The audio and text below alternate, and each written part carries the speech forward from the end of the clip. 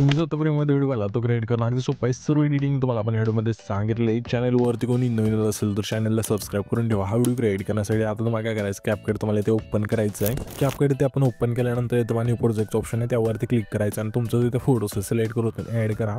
Photo add केल्यानंतर तुम्हाला खाली रेशोज ऑप्शन आहे त्यावरती क्लिक करून ओपन सोर्सचा बॉक्स सिलेक्ट करून बरोबर चिन्हावरती क्लिक करायचं आहे.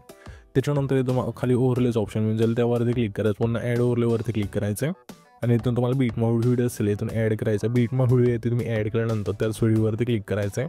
खाली थोडा अशा बाहेर स्क्रोल करायचं, तुम्हाला एक्स्ट्रा काढूचं ऑप्शन आहे त्यावरती क्लिक करायचं आहे. त्याच्यानंतर ह्याच फोटोवरती क्लिक करायचे. फोटोची लेंथ असेल जेवढे सॉंग आहे तिथपर्यंत न्यायची.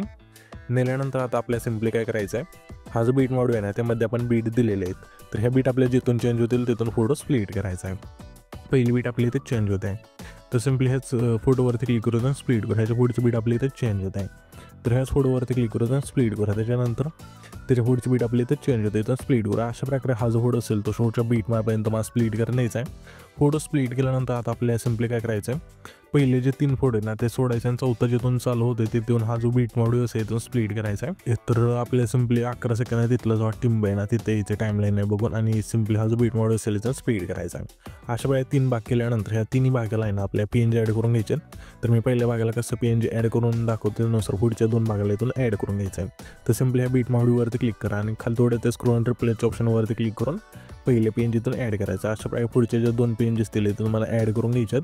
तर मी फोटो आणि PNGतून ॲड करून घेतो, तुम्ही पण घ्या. इथून बघू शकाल की PNG आणि फोटो आपण ॲड केल्यानंतर हा जो आपला पहिला फोटो असेल ना त्यावरती क्लिक करायचं आहे आणि ॲनिमेशनवरती क्लिक करून मध्ये इफेक्ट मिळून जाईल शटरचा इथून सिलेक्ट करायची. लेंथ खालची असं संपूर्ण बरोबर चिन्हावरती क्लिक करायचं.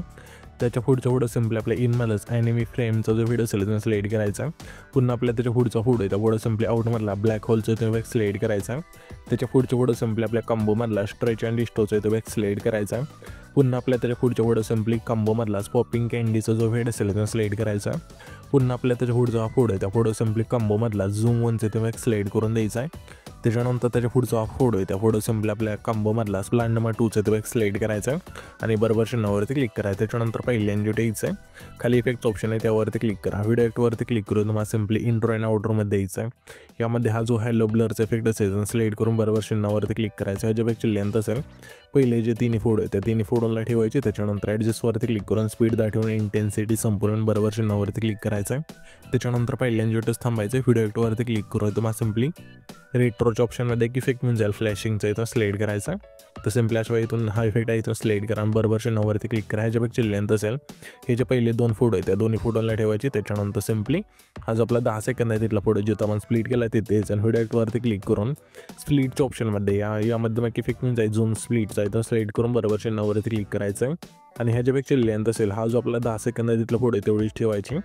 त्याच्यानंतर सिम्पली हा जो आपला शेवटचा फोटो असेल जो तुम्हाला स्प्लिट केला ते द्यायचा. व्हिडिओ इफेक्टवरती क्लिक करून तुम्हाला सिम्पली स्प्लिटच्या ऑप्शनमध्ये हा जो 3 लेअर मिररचा इफेक्ट असेल तो सिलेक्ट करून बरोबर चिन्हावरती क्लिक करायचा आहे.